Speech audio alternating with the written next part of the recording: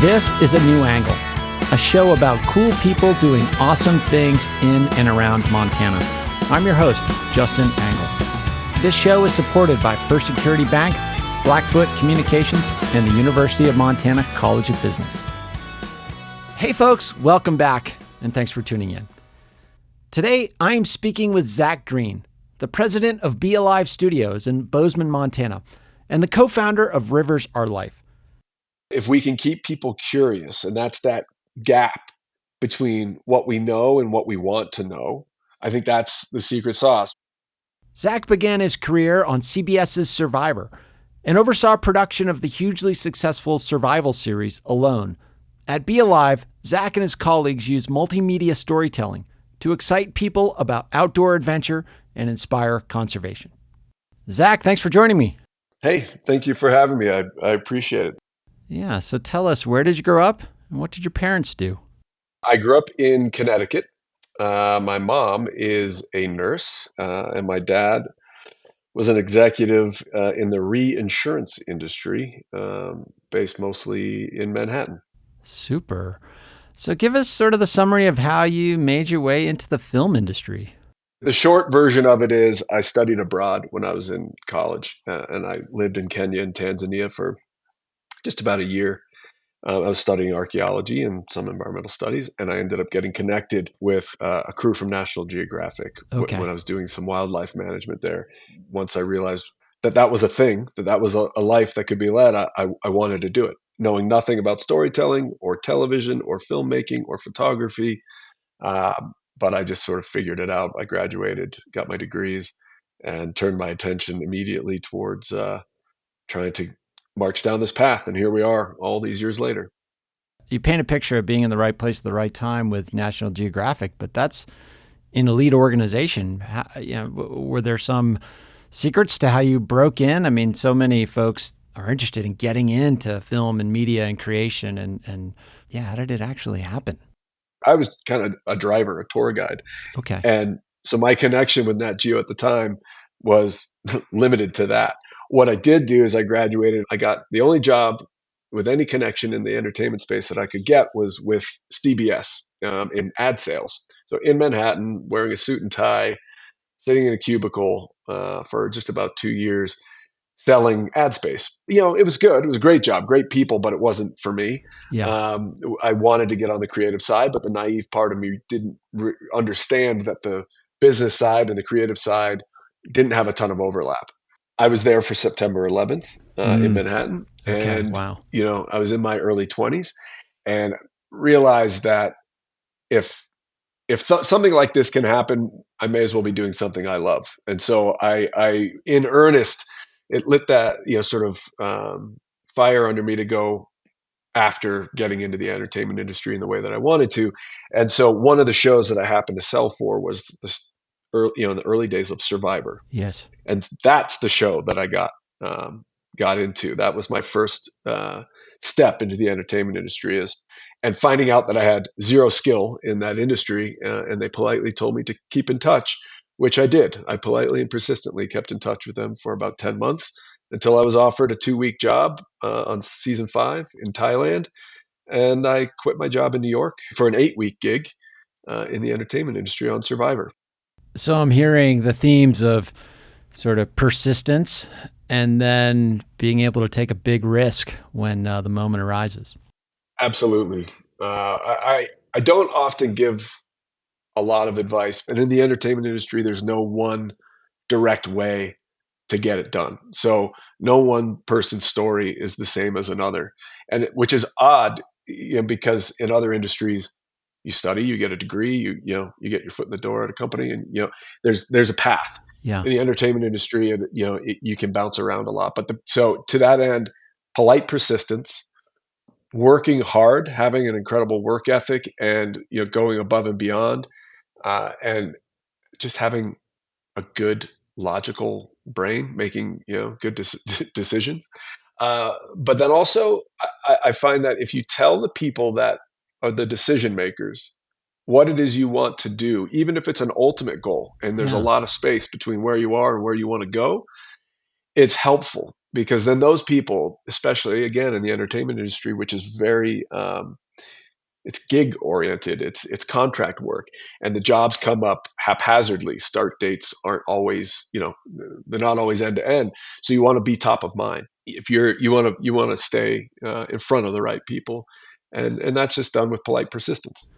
Yeah, that's such great advice, Zach. And I think it's particularly hard to convey and more important in the current environment where, my experience with students is that they're growing more and more reticent to be that assertive in telling the people around them and the people up the food chain from them what it is they want to do.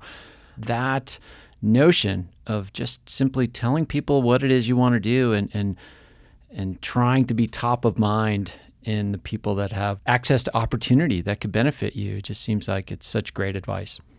Everybody's busy, and like you said, in today's world, we're busier than ever, Yeah. and things can get lost, right? So an email, if I as a student, if I sent an email, or somebody that was new in the industry, in the entertainment industry, if I sent an email to someone and they didn't get back to me, well, I could just say, oh well, they didn't want to help me, or they didn't have, I didn't have what they needed in order to help me.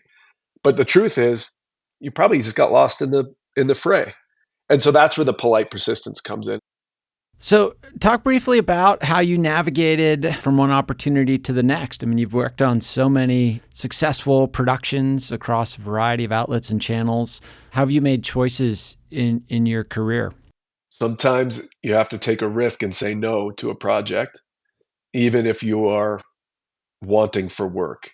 And for me, I was always drawn to the adventure, genre. That, Survivor was an amazing first, foray, but I've worked for Discovery Channel and National Geographic and the History Channel, and I've sort of become adept and known for creating and producing shows in the survival genre. So being comfortable going to really far flung, hard to reach places, and make all the types of decisions that are required in those types of locations. Once I sort of realized I was gravitating towards that type of storytelling, I started to be able to identify what projects I thought might not only be beneficial but be fun to make. Yeah. Ultimately, I want to be committed, and I want to be, to have some buy-in to the project. And so if I really love the concept, and I love the talent, and I love the place that we're going to, and the challenge of pulling it off, I'm going to be that much more invested in the project. Yeah, that sounds like a pretty good compass. Let's talk about BeAlive. Well, first of all, what is it and how did it come to be? Not only are we a world class production studio, but ultimately we're a purpose driven organization. Okay. Our goal at the end of the day, we want to unite the outdoor, sustainability, conservation, adventure communities. And the way that we believe you can do that is through stories. We believe that stories have the power to change the world, right? Not only here in Montana or Michigan, where the other half of the company is based, but on a global basis. We work with brands, and we have marketing and branding capabilities, and we have digital brands that we've created. And this is a very new world that we're all living in. Traditional entertainment, traditional distribution opportunities aren't what they used to be.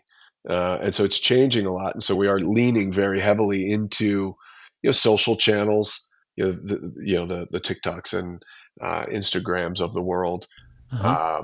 while also keeping one foot firmly planted in mainstream distribution. So, we're pitching concepts to Apple and Netflix, and which are streamers, but also to CBS and ABC and Discovery Channel and National Geographic, which are more traditional broadcasters. So we're keeping our foot in all the various places where audiences are found these days.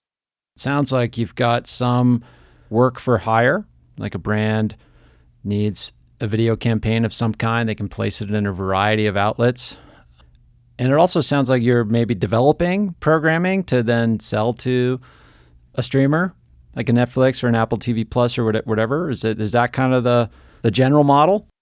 A traditional production company is just that, right? There's a development arm where we are developing concepts. We're in constant contact with networks and agencies where we understand what the needs are, what they're looking for, what Netflix is looking for might be different than what Amazon is looking for, which might be different from what CBS is looking for, and there's some crossover. Sure. But we can develop specifically to those needs. We are finding in today's marketplace that brand funded content, which is very different than branded content. Branded content is where, it could be a commercial, it could be a piece of content where the brand is intricately woven into the piece, whether it's a short film or an episode, but they are all over it where you see that brand's logo. Brand funded content doesn't necessarily mean that. It means that brand, their logo isn't necessarily all over the content. Okay. It's an authentic piece of content. It's character driven, and then the buckshot is where that brand can talk about their initiatives and things that are aligned. So one of the things that my partner and I co-founded is called Rivers Are Life, and Yeah. that is a platform that's dedicated to connecting people with rivers around the world. Our goal is to inspire action to protect, preserve, and explore rivers. Our global river systems are under threat, right? They are a unique ecosystem and vital to all life on the planet, but I think they're undervalued and underrepresented. So Rivers Are Life is there to be sort of the storytellers on behalf of rivers and this place of hope, highlighting what we call river heroes. These are people and organizations all over the world that are dedicated to solving the problems facing our rivers. We can do that because we partner with brands. We have corporate sponsorship. We have money that comes in the door, but we also collaborate with NGOs. We collaborate with education institutions. We have a partnership with LSU and their River Studies program. Okay. It's a lift from all places, but we have brands that come in, they believe in the mission of Rivers Are Life, but they aren't necessarily embedded in the films or the series. A little bit of what I'm hearing, Zach, is you've sort of been able to take your experience and skill set in developing compelling content and telling compelling stories, and now you're able to use that to advocate for causes that are passionate to you and your partners. I've never lost sight of that. And I think that's probably one of the things that drew me to the type of content that I've been making all these years, which is adventure programming, survival programming, wildlife programming, because it keeps me connected. It keeps me out there adventuring and living in the places that I draw inspiration from.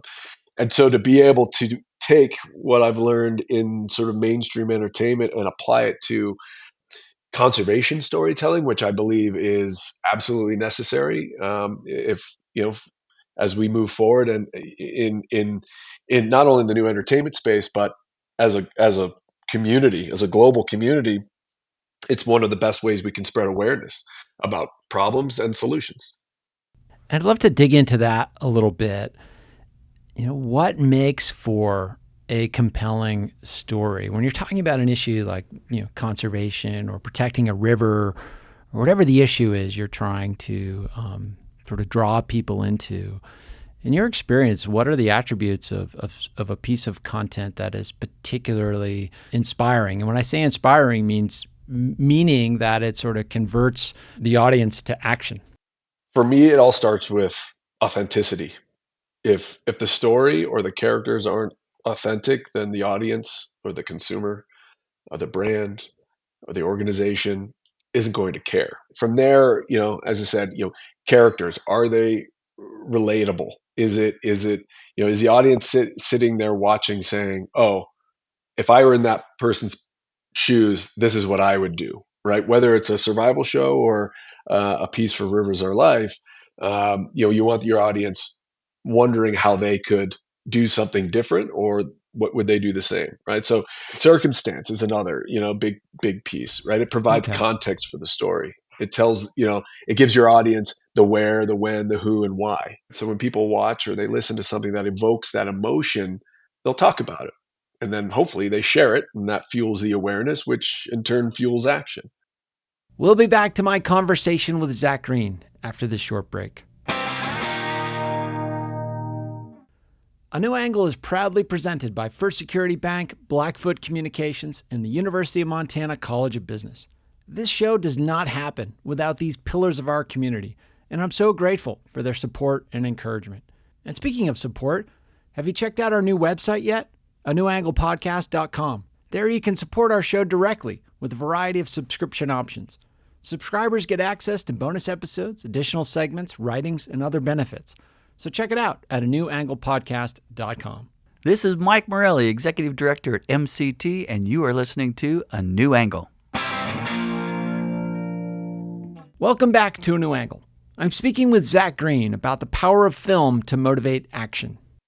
What enables a piece of content to break through? I mean, there's the algorithm side and all of that, but I'm just talking about like whether it's getting to the emotion as quickly as possible or whatever it is. I mean, you mentioned some of the attributes, you know, the characters and the circumstance and whatnot, but like what really draws people in and changes hearts and minds? I've worked on projects that I thought people were going to absolutely love, and it was going to be a home run, and they were turned out to be a flop. And I've worked on projects that I thought there's no way we're going to bring in an audience, and they became multi-season hits, Sure. in international hits. And so sometimes there's no accounting for what will resonate. To your point, there's lots of statistics, there's lots of algorithms, there's a lot of data that can help shape, where to go and what stories to tell. The hook is the character, the where, the when, the how. And I think that that getting back to that question, if the audience, that curiosity, right? Keeping people interested, right? Especially today where content, if somebody's not interested, they can click off of it and find something new in a heartbeat. Indeed. But if we can keep people curious, and that's that gap between what we know and what we want to know, I think that's the secret sauce, right? So citing something interesting, an interesting, statement, sentence, statistic that draws the audience in to say, "Oh, I want to learn more." And so keeping that audience interested that way. So again, keeping on the river theme, as an interesting statistic, 90% of the human population lives within walking distance of a river. They impact all of us. If you took every ounce of river water and stream and creek on the planet, gathered it all up into one place, it'd be less water than is in Lake Victoria right now. That's how little fresh water, that doesn't include lakes, that's just rivers, but it's not much more when you do include lakes. So the point is, you talk about it in those terms, you talk about conflict and conflict resolution. And those are, core elements in telling a compelling story and having it resonate and rise above the noise, because there's a lot of noise out there when it comes to content. You mentioned the objectives of the organization, and it's one that can be, supported by brands. How are you making choices about your partners in a venture like this? I mean, it seems you've described it as values driven. How do you ensure that your sponsors are aligned with your values?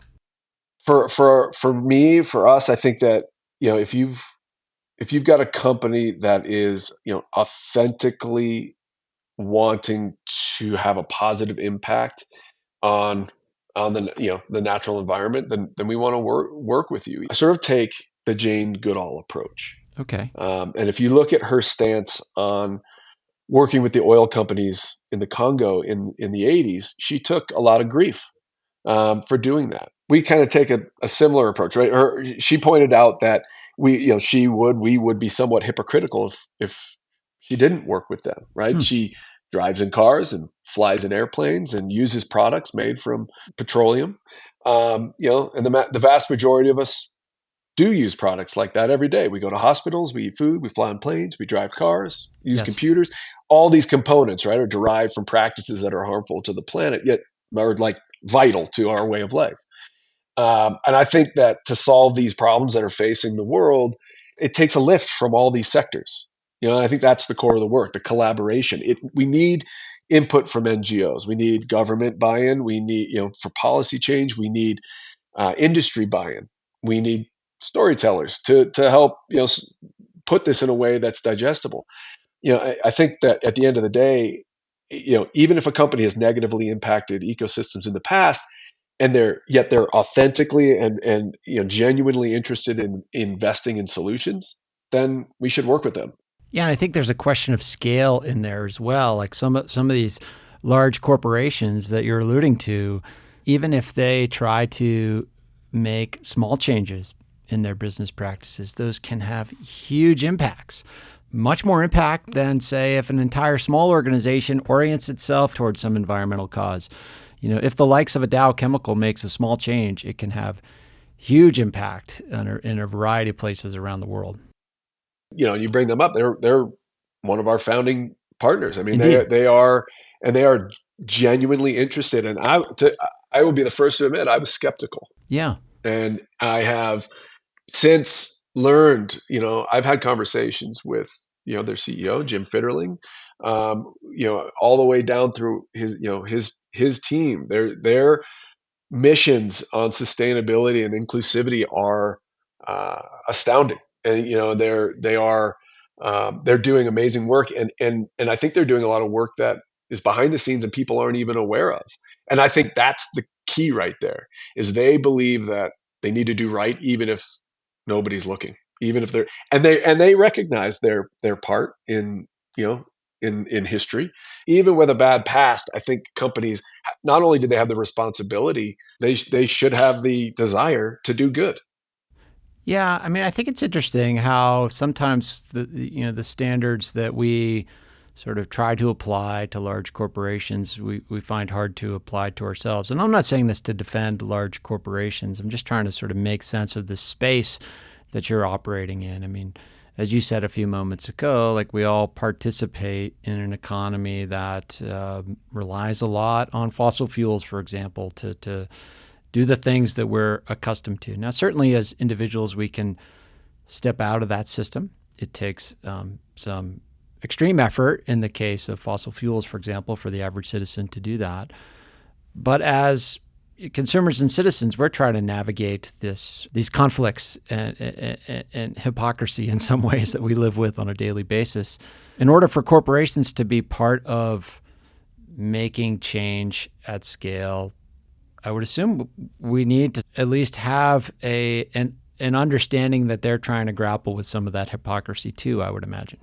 Absolutely. And I think as an individual, we can sometimes get frozen into inaction.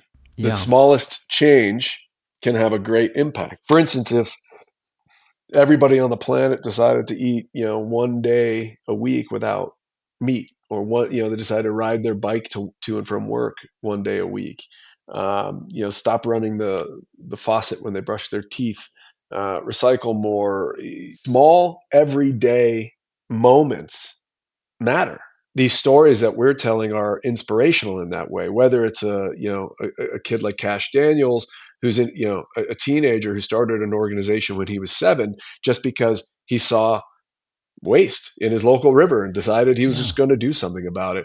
Or if it's an organization like Living Lands and Waters, which is 25 plus year old organization on the Mississippi, and they have a lot of backing and a lot of experience, and they're now working on a recycled plastics business to help support their work. So it just shows that you can do something no matter who you are, where you live, where you come from, or what your circumstances are. So how do you view the role of science in all of this? I mean, I'm situated within a research institution that does a lot of groundbreaking work on climate science, for example. And one thing that frustrates a lot of climate scientists is that the people, they're screaming and yelling about a crisis, and the world doesn't seem to be listening. We know that the information model of persuasion doesn't really work. Like the more science we feed people, doesn't seem to persuade them. How do you view the scientific community, and how does the work that they do inform some of the content that you create? It's vital, and they're right. And and it is frustrating. Part of the problem is activation to have your audience, to have your community, to have your consumer base change their behavior. And I think you do that by playing to their, to their heartstrings, right? When those authentic stories, and you make it memorable, and you get this investment, and you realize, oh, we are all in this together. It isn't just, you know, a problem on a different continent, right? This is a problem in our own backyard. It's a problem for Africa. It's a problem for North America. It's a problem for South America. It's a problem for Asia. And I think we have to bring that level of awareness up in a way that people realize that it's not all doom and gloom, that there is some hope, and that if they, by changing their behavior, by changing their daily habits, we can have a collective impact. All the while, the government needs to do their part, the scientific community needs to do their part, our education institutions need to do their part, and that's where it comes back to that collaboration. Yeah. We need that collaboration in order for it all to come into focus. So with something like Rivers for Life, how do you measure success? Ultimate success will be policy change. Okay. And I think that's a long way off. I think success is measured in a couple different ways. I think we have sort of the boots on the ground level of success. So, funding for an NGO or organization, or hard goods, anything that helps further their mission. Awareness and inspiration is a big part of it, right? I think getting an audience to feel something and then do something is success. Creating funds inside of our organization that we can use for education purposes, for cleanup efforts, activations. Those are the things that we ultimately want to drive towards. Stories are the beginning. Telling stories, identifying stories, bringing awareness to organizations that are flying under the radar yet doing amazing work. So spreading that as far and wide as we can is also a success. Gaining an audience is a success, because again, those things are interconnected.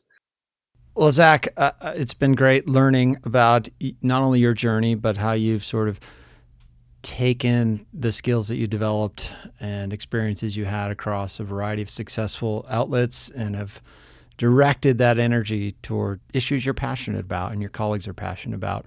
If folks want to learn more about BeAlive and Rivers for Life, where would you direct them? You can definitely go to riversourlife.com. You can find them there, and you can go to gobealive.com. You can find all things related to both organizations there. Well, Zach, thanks so much. All the best, and good luck with your work. I appreciate it. Thanks so much for having me. Thanks for listening to A New Angle. If you like what we do and want to support us directly, please consider a subscription at anewanglepodcast.com. A New Angle is recorded at Studio 49, a generous gift from UM alums Michelle and Lauren Hansen. Our presenting sponsors are First Security Bank, Blackfoot Communications, and the University of Montana College of Business. Kelly Larson is our producer. Maddie Jordan is our production assistant. VTO, Jeff Ament, and John Wicks made our music. And Jeff Meese is our master of all things sound. Thanks a lot, and see you next time.